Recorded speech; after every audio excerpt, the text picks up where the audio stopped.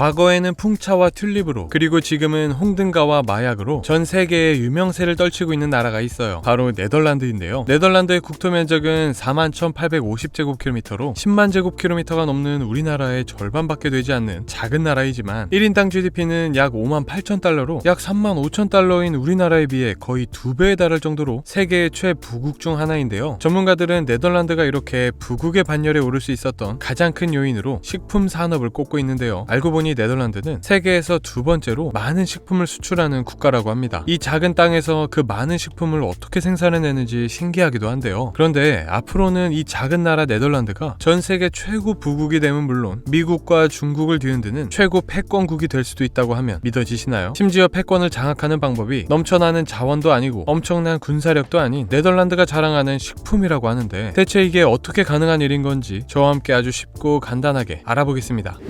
네덜란드가 식품으로 세계를 장악할 수 있는 이유를 살펴보기 이전에 네덜란드가 이렇게 좁은 땅덩이에서 대체 어떻게 전 세계 식품 수출 2위를 달성할 수 있었는지를 살펴볼 필요가 있는데요. 전문가들은 먼저 네덜란드의 식품 생산에 최적화된 지리적 특성을 꼽고 있습니다. 네덜란드는 온화한 해양성 기후를 갖고 있는데요. 이 해양성 기후는 대서양의 영향으로 인해 겨울이 비교적 온화하고 여름은 시원한 날씨를 만들어주는데요. 그래서 1년 내내 온도 변화가 적고 습도가 아주 적당히 높은 게 특징입니다. 그리고 여기서 중요한 건 이렇게 극단적인 온도 변화가 없다는 점이 작물들의 스트레스를 덜 준다는 사실인데요. 일반적으로 작물들은 특정 온도 범위 내에서 최적으로 성장하며 온도가 이 범위를 벗어날 때 스트레스를 받게 된다고 해요. 그리고 이러한 스트레스는 작물의 성장과 발달에 부정적인 영향을 끼치게 되거든요. 하지만 네덜란드의 경우에는 온도가 일정하기 때문에 작물들이 스트레스 없이 잘 자랄 수 있는 거죠. 게다가 온도가 이렇게 일정하다는 점은 네덜란드의 수확량에도 영향을 주는데요. 우리나라 같이 사계절이 확실히 나뉘는 국가의 경우에는 봄, 여름 동안 키워서 가을에 수확하고 추운 겨울에는 쉬잖아요. 하지만 네덜란드는 그럴 필요가 없어요. 1년 내내 따뜻하니 한 해에도 몇 번씩 수확이 가능하기 때문인데요. 이러한 수확량의 차이는 또한 네덜란드 농업 생산성을 크게 높여주는 요소 중 하나입니다. 그런데 아무리 온도와 습도가 좋다고 하더라도 작물을 키우는 데 있어 가장 중요한 건 따로 있는데요. 바로 물입니다. 사실 온화한 해양성 기후는 원래 1년 내내 강수량이 꾸준한 것으로 알려져 있거든요. 그러다 보니 이 네덜란드의 작물들을 물 걱정 없이 연중 필요한 물 공급을 충분히 받을 수가 있는 거죠. 이 정도면 정말 농업의 완벽한 기후가 아닌가 싶은데, 하지만 이 기후라는 건 언제 어떻게 변할지 모르죠. 안 그래도 지구온난화가 급격하게 진행되면서 연중 고르게 내리던 강수량이 심하게 변동하면서 갑자기 폭우가 될 수도 있고 갑자기 가뭄이 될 수도 있어요. 만약 그런 경우에는 작물들이 입는 피해가 엄청난데요. 그러나 이 네덜란드라면 그런 걱정은 하지 않아도 됩니다. 왜냐하면 이미 네덜란드는 세계 최고 수준의 물관리 능력을 보유하고 있거든요. 네덜란드는 대부분 평평하고 낮은 지대에 위치해 있는데요. 이게 어느 정도로 낮냐면 무려 해수면보다도 낮은 지대에 위치해 있어요. 그러다 보니 네덜란드는 바닷물에 잠기지 않기 위해 과거부터 물을 아주 잘 관리해 오다 보니 이제는 세상에서 가장 뛰어난 물 관리 능력을 보유하게 되었는데요. 그리고 이러한 뛰어난 물 관리 능력은 네덜란드의 농업 분야에도 아주 잘 활용되고 있습니다. 만약 강수량이 적어 농작물들의 가뭄 피해가 예상된다면 네덜란드의 관계 시스템을 통해 필요한 지역에 정확하게 물 공급이 될 수 있고요. 만약 강수량이 너무 많아서 홍수가 예상된다면 네덜란드의 뛰어난 배수 시스템을 바탕으로 농업 현장에 물이 넘치지 않도록 빠르게 다른 곳으로 흘려보내게 됩니다. 이렇듯 네덜란드의 기후는 농업에서 최고의 생산성을 발휘할 수 있는 완벽한 환경을 제공하고 있습니다. 여기에 더해서 네덜란드는 농업 및 식품과 관련하여 자연적으로 주어진 좋은 환경과 기후에만 의존하지 않았어요. 식품 산업 발전을 위한 파트너십과 기술 혁신에도 엄청난 투자와 노력을 기울여 왔는데요. 네덜란드 정부는 항상 식품 시스템을 개선할 수 있는 새로운 아이디어와 기술에 열려있는 자세를 취해왔는데요. 왜냐하면 네덜란드 정부가 독단적으로 연구하고 개발하기보다는 이미 식품 분야에서 전문성을 발휘하고 있는 연구기관이나 대학교, 민간기업들과 협업을 통해 개발하는 것이 더 빠르고 효율적이라고 판단한 거예요. 그러다 보니 네덜란드는 과거에서부터 외부 기관과의 협력에 많은 투자를 해왔습니다. 네덜란드 정부와 농부, 과학자, 엔지니어, 기업가, 소비자들 사이에 식품 산업 개발을 위한 네트워크까지 형성되었을 정도인데요. 그 대표적인 사례가 네덜란드 와게닝겐 대학교에 위치한 푸드밸리입니다. 푸드밸리는 네덜란드 식품기술 혁신의 중심지로 알려져 있는데요. 바로 이곳에서 대학, 연구기관, 기업, 그리고 정부가 협력하여 식품기술과 농업기법을 개발하고 있습니다. 그러다 보니 푸드밸리는 식품산업의 실리콘밸리로 불릴 정도로 다양한 식품 관련 스타트업과 많은 프로젝트가 진행되고 있다고 하는데요. 그리고 이 푸드밸리가 위치한 와게닝겐 대학교의 경우 무려 농업계의 MIT라고 불릴 정도로 농업, 식품 분야에서 세계 최고로 평가받는 대학이거든요. 이 대학은 첨단 농업기술, 식품 식품 안전, 지속 가능한 식품 개발 분야에서 세계 최고라고 합니다. 이렇듯 네덜란드 정부는 농업 식품 분야에서 전문성을 갖고 있는 여러 기관과의 협업을 통해 가장 진보적이고 효율적인 식품 기술을 개발하고 있습니다. 그리고 이러한 오랜 기간의 협업과 기술 개발 끝에 네덜란드는 최근 농업 관련 기술에서 그 꽃을 피우고 있는데요. 먼저 살펴볼 건 수직 농업입니다. 네덜란드는 수직 농업의 선구자이자 선두주자로 알려져 있는데요. 수직 농업이란 우리가 흔히 농촌에서 볼 수 있는 모습처럼 식물을 수평적으로 넓게 펼쳐서 재배하는 게 아닌 층층이 쌓아 올려 실내에서 재배하는 방식을 말합니다. 네덜란드와 같이 작은 면적의 땅을 가진 국가에서 자원을 최대한 활용할 수 있는 방법이기도 한데요. 아무래도 수직으로 층층이 쌓아 올리다 보니까 공간 효율성이 극대화될 수 있거든요. 왜 우리도 단독주택으로 집을 지으면 그 큰 면적 안에 오직 한 세대만 살 수 있지만 그 면적에 아파트를 지어 놓으면 수많은 세대가 거주할 수 있는 공간이 나오잖아요. 이 수직 농업도 그런 거라고 보시면 되는데요. 게다가 수직 농업은 대부분 일정 조건을 갖춘 실내에서 이루어지기 때문에 기후변화나 외부 환경 조건에 영향을 덜 받으면서 작물을 키워낼 수 있죠. 볼수록 신기한 방식인데요. 그렇다면 영양분을 받을 흙도 없고 실내라서 햇빛도 받지 못할 텐데 어떻게 그 안에서 식물이 자란다는 거지? 하고 궁금해하실 수 있는데요. 하지만 이 또한 걱정할 필요가 없는 게 이 수직 농업은 햇빛과 토양에 의존하는 대신에 LED 조명과 수경 재배를 통해 식물 성장에 최적의 조건을 만들어주고 있거든요. 네덜란드의 수직 농업 시스템에서는 LED 조명을 통해 식물의 성장과 발달에 필요한 특정한 파장을 노출한다고 해요. 즉 햇빛이 하는 역할을 대신하게 되는 건데요. 심지어 이 LED 조명은 밤이 되었다고 해서 어두워지지 않죠. 365일 24시간 밝은 상태를 유지할 수가 있습니다. 이렇게 되면 연중 무휴로 작물을 재배할 수 있게 되면서 생산성에 크게 기여할 수 있는 거죠. 게다가 수경 재배를 적용하는 수직 농업에는 흙도 필요가 없습니다. 최소한의 영양 가득한 물 위에 담가 놓으면 되거든요. 수경 재배는 식물의 뿌리를 물 속에 직접 담그거나 물이 흐르는 시스템을 통해 식물에 필요한 영양분을 공급하는 방식인데요. 영상에서 보시는 것처럼 작물들이 흙 속이 아니라 물이 들어있는 작은 구멍 안에 쏙 들어가 있는 걸 보실 수 있어요. 이렇게 하면 불필요하게 많은 물을 줄 필요가 없기 때문에 물 사용을 대폭 줄일 수 있게 되고요. 이 물을 통해 영양분 공급을 정밀하게 제어할 수 있어 작물의 성장을 최적화할 수 있다고 하는데요. 또한 흙을 통해 전해지는 전염병의 위험도 없다 보니 더 건강한 작물을 생산할 수 있게 됩니다. 정말 작은 땅덩이에서 할 수 있는 가장 효율적인 경작 방식이 아닌가 싶은데요. 그래서 네덜란드에는 이미 이 수직 농장을 통해 큰 성과를 내는 기업들이 여러 존재한다고 하는데, 예를 들어 네덜란드 기업인 플랜트랩의 경우 암스테르담, 로테르담과 같은 도시 지역에서 수직 농장을 운영하고 있는 회사인데요. 플랜트랩의 주장에 따르면 그들이 운영하는 수직 농장의 경우 일반 농장보다도 평당 무려 200배나 더 많은 식품을 생산할 수 있다고 합니다. 수직 농장의 1평이 일반 농장 200평과 동일한 생산성을 내고 있다는 얘기인데요. 이렇게 플랜트랩의 농장은 전통 농장에 비해 물 사용량을 95% 줄였을 뿐만 아니라 에너지 사용량 또한 90%를 더 줄일 수 있었다고 합니다. 이 말이 사실이라면 정말 엄청난 효율이죠. 드에 베스틴 토메이든의 경우에는 더 적은 공간과 자원을 사용하여 토마토의 수확량을 높였다고 하는데요. 이들은 앞서 살펴본 수경 재배 시스템과 지열 에너지를 사용하여 토마토를 재배하고 있습니다. 사실 이 회사의 성과가 눈에 띄는 부분은 수경 재배로 인한 적은 물 사용량 때문인데요. 보통 토마토 500g을 재배하는데 약 100리터의 물을 사용한다고 해요. 하지만 이 회사의 경우에는 토마토 500g에 단 2리터의 물만 사용한다고 하니 물 사용량을 무려 50배나 줄인 셈이죠. 이렇듯 네덜란드의 경작 기술은 나날이 발전해 가고 있는데요. 게다가 최근에는 이러한 네덜란드의 식품 기술이 로봇, 드론, 인공지능을 만나며 더욱더 급격한 발전을 이루고 있다고 합니다. 앞서 살펴보았던 농업계 MIT로 불리는 와게닝겐 대학의 연구소가 이러한 첨단 기술에 앞장서고 있는데요. 이 기관은 실시간으로 토양의 질과 비옥도를 측정할 수 있는 토양 스캐너라든지 제초제 없이도 잡초를 탐지하고 제거할 수 있는 작물 로봇 등을 개발하며 네덜란드의 최첨단 농업을 선도하고 있다고 합니다. 이렇듯 네덜란드의 수많은 기업과 연구기관들은 최소의 자원으로 최고의 생산성을 낼 수 있도록 끊임없이 연구하고 있고 그 결실을 보는 상황입니다. 그런데 이렇게 다양한 기술을 바탕으로 엄청난 양의 수확이 이루어졌다고 할지라도 이 많은 경작물이 네덜란드를 떠나 다른 나라로 갈 수 있어야 돈이 되는 게 사실인데요. 이 좁은 땅에 그만한 물량을 소화해줄 통로가 있을까요? 다행히 있습니다. 그것도 엄청난 항구가 하나 있는데요. 바로 로테르담 항구입니다. 로테르담 항구는 유럽을 통하는 물건의 상당수가 반드시 거쳐야 하는 항구다 라는 말이 있을 정도로 유럽 최대의 항구이자 세계 10손가락 안에 드는 항구 중 하나인데요. 로테르담 항구는 연간 수백만 개의 컨테이너를 처리하다 보니 전 세계에서 가장 바쁜 컨테이너 항구로 유명하다고 합니다. 그리고 바로 이 로테르담 항구가 네덜란드의 식품 수출을 위한 중요한 통로가 되어 주었는데요. 로테르담 항구는 과거부터 네덜란드를 북미, 남미, 아시아 등의 대형 식품 시장과 연결해주는 역할을 해왔거든요. 그러다 보니 네덜란드 네덜란드에서 해외로 수출되는 대부분의 식품들이 이 로테르담 항구를 통해서 나가고 있다고 합니다. 그런데 이 로테르담 항구가 식품을 그냥 내보내기만 하는 것이 아니었어요. 이 항구는 식품의 저장을 위한 다양한 서비스를 제공하고 있다고 하는데요. 먼저 로테르담 항구는 선진화된 냉장 및 냉동 시설을 갖추고 있다고 해요. 그래서 신선도를 유지해야 하는 식품의 수출에 최적화되어 있습니다. 게다가 항구 자체적으로 엄격한 식품 안전과 품질 관리 기준도 존재하고요. 무엇보다 식품의 신속한 처리와 배송을 위한 자체 물류 시스템을 갖고 있다 보니 네덜란드뿐만 아니라 유럽 전체의 식품 수출 허브 역할을 하고 있는데요. 이렇게 이 로테르담을 통해서 수출되는 상품들의 수출액이 2022년 기준 무려 1223억 유로에 달한다고 할 정도죠. 네덜란드 입장에선 많은 양의 작물들을 잘 보관해주고 다른 나라로 내보내기까지 해주니 너무 든든할 것 같은데요. 로테르담 항구는 이렇게 네덜란드가 세계 식품 시장을 장악하는 일에 크게 기여하게 되었습니다. 이렇듯 네덜란드는 농업, 식품과 관련해서 전 세계에서도 단연 독보적인 위치를 점하고 있는데요. 여기서 전문가들은 네덜란드의 이러한 식품 산업에서의 위치와 기술들이 네덜란드를 미래의 최부국으로 그리고 세계 최고 패권국으로 만들 것이라고 입을 모으고 있는데, 전문가들이 이렇게 말하는 이유는 바로 네덜란드가 가진 농업, 식품 관련 기술들이 앞으로 인류를 먹여 살릴 수도 있기 때문입니다. 이게 대체 무슨 말인지 살펴보면요, 오늘날 인류가 직면한 가장 큰 문제 중 하나는 아마도 먹거리 문제일 겁니다. 지구상에서 현재 약 81억 명의 인구가 살고 있는데요. 이 인구가 2050년까지 97억 명에 이를 것으로 예상되고 있어요. 세계 자연기금의 조사 결과에 따르면 우리는 앞으로 30년 동안 지난 8,000년 동안 생산해온 식량보다 더 많은 식량을 생산해내야 한다고 할 정도죠. 그렇다면 그 정도의 식량을 생산해낼 충분한 경작지라도 있으면 좋을 것 같은데요. 그마저도 쉽지 않은 게 세계은행에 따르면 2050년까지 재배 가능한 경작지는 오히려 현재보다 20% 감소할 거라고 해요. 즉 먹는 입은 점점 늘어나는데 먹을 음식은 더 줄어들 거라는 건데요. 결과적으로 우리는 더 적은 공간에서 더 적은 자원을 활용하여 더 많은 식량을 생산해야 하는 상황인 거예요. 그렇다고 해서 그냥 식량의 양만 생각해서 무작정 경작하고 수확할 수도 없는 게 안전한 식량이어야 하거든요. 세계보건기구에 따르면 매년 약 10명 중 1명이 오염된 음식을 먹고 병에 걸리고 있으며 매해 음식으로 인한 사망자만 무려 42만 명에 달한다고 해요. 그만큼 먹는 음식에서 가장 중요한 건 안전일 텐데요. 즉 우리는 음식을 통해 안전하게 영양분을 섭취해야 하고요. 또한 한 번 먹고 끝나는 문제가 아니기 때문에 앞으로도 지속 가능한 식량이 필요한 상황이거든요. 그리고 이러한 상황에서 인류에 닥친 식량 문제를 완벽하게 해결해줄 기술을 가진 나라가 하나 있는데, 맞습니다. 우리가 지금까지 얘기했던 네덜란드인데요. 앞서 살펴보았던 수직 농업 기술은 적은 면적에서도 최고의 효율을 내기 때문에 점점 경작지가 줄어들고 있는 상황에서 빛을 발할 수 있고요. 굳이 농경지가 아니더라도 도심 한가운데에서 식량을 키워낼 수도 있을 겁니다. 또한 네덜란드가 가진 최첨단 농업 기술들은 경작물들의 성장 과정 모두를 스캔하며 영양 가득하고 안전한 작물을 키워내게 되죠. 그리고 지금까지 살펴본 모든 식품 기술은 네덜란드로 하여금 전 세계에서 식품 우위를 갖도록 만들어줄 겁니다. 전문가들은 네덜란드의 이러한 식품 우위는 점점 식량이 줄어드는 시대에서 엄청난 돈을 벌어다 줄 거라 입을 모으고 있어요. 모두가 네덜란드의 기술을 원할 것이고 네덜란드가 만들어낸 식량이 필요할 것이기 때문이죠. 여기에 더해서 네덜란드의 국가적 입지 또한 분명히 지금과 다를 거라는 의견이 지배적인데요. 미래의 식량이 부족해진 그 시기에는 총, 미사일과 같은 군사력이 아닌 식량을 얼마나 갖고 있고 얼마나 많이 생산할 수 있는 능력이 있느냐가 국력의 기준이 될 거라는 거예요. 그런 기준으로 따져보았을 때 미래의 패권국은 식품 분야에서 현재 가장 빠르게 성장하고 있고 이미 시장을 선도하고 있는 네덜란드가 될 가능성이 높다고 입을 모으고 있죠.